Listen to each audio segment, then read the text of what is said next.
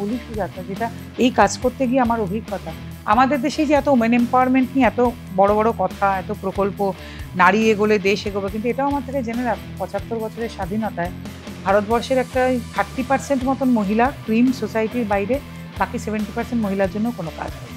তারা এই যারা সংগঠন রয়েছে তারাও করছে না। আবার অনেকে আমার উপর রেগে যাবেন। কটা সংগঠন সঠিক কাজ করেন এটা নিয়ে আমি really I mean doubt, really I mean. প্রচুর টাকা পয়সা আসে তো, ফান্ডিং আমাদের দেখো, আজকে পুরুষ মানুষের জন্য তার কোনো ফান্ডিং নেই, আমরা যেটুকু যা করি নিজেদের পকেটের পয়সা দিয়ে করি, আর ছেলেরা আছে মেম্বারশিপ দিয়ে তারা করে। তো মেয়েদের কাজে তো একটা হিউজ ফান্ডিং, তারা পৃথিবী জোড়া, বাচ্চাদের কাজের জন্য তাই, কিন্তু আমাদের তো আর সেগুলো নেই। কিন্তু ওনারা কিন্তু সত্যি করেন কি মেয়েদের জন্য, সত্যি সে অর্থে কাজ।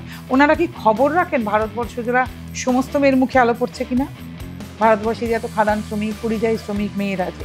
আচ্ছা আমি বলি, এই যে আনস্কিল লেবার, যে যারা যে আমার মানে গৃহ পরিচারিকা যারা ভারতবর্ষে, এটা বিরাট বড় সংখ্যা। তার মধ্যে আমি ধরে নিলাম পুরুষ মানুষ কিছু সংখ্যায় আছেন, মালি দারোয়ান, অনেকের বাড়িতে কুকু আছেন, তার বাড়িতে একটা মহিলার সংখ্যা তো বেশি। তাদের জন্য কি করা হয়েছে?